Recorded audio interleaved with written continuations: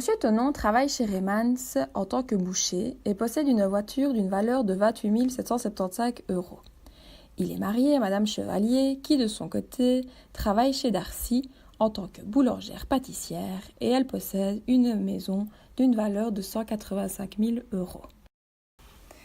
Monsieur Tonon et Madame Chevalier se sont mariés sous le régime légal, c'est-à-dire sans contrat de mariage. D'une part, nous avons Monsieur Tonon qui possède une voiture. Cette voiture fait partie de son patrimoine personnel. D'autre part, nous avons Madame Chevalier qui possède une maison faisant partie de son patrimoine personnel également. Et au milieu, dans le patrimoine commun, c'est-à-dire le patrimoine appartenant aux deux époux, nous trouvons le salaire perçu par ceux-ci. Il est important de savoir que chaque personne possède un patrimoine composé d'un actif et d'un passif. L'actif signifie tout ce qu'une personne possède. Quant au passif, il s'agit des dettes de la personne, c'est-à-dire ce qu'elle doit encore payer pour posséder les biens. Reprenons depuis le début. Nous avons vu qu'il était possible de se marier sans contrat de mariage. Il s'agit du régime légal. Celui-ci s'applique automatiquement à toutes les personnes qui se marient. Cependant, pour ceux qui le souhaitent, il est également possible d'établir un contrat de mariage, ce qu'on appellera un régime matrimonial.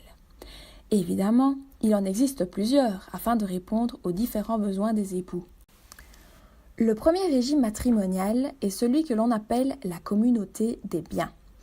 Dans ce régime, comme son nom l'indique, le patrimoine est commun, c'est-à-dire que le patrimoine de Monsieur Tonon, rappelons qu'il s'agissait de la voiture, et celui de Madame Chevalier, donc la maison, ne font qu'un. Dans le patrimoine commun, nous retrouvons donc la voiture, la maison et les salaires. En second lieu, nous avons le régime de séparation des biens, qui, comme son nom l'indique, consiste à séparer les biens des époux. C'est-à-dire que Madame Chevalier aura son propre patrimoine composé de sa maison ainsi que de son salaire.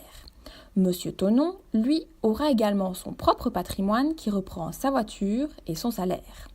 Mais alors, où vont se trouver les biens appartenant aux deux époux lorsque le régime consiste à séparer les biens, comme par exemple les cadeaux reçus lors du mariage ? Dans ce genre de cas, la loi prévoit que ces biens puissent se retrouver dans le patrimoine de chacun des époux. C'est ce qu'on appellera les biens en indivision. Par exemple, nous pouvons également retrouver les biens immobiliers, le mobilier, etc. achetés à deux.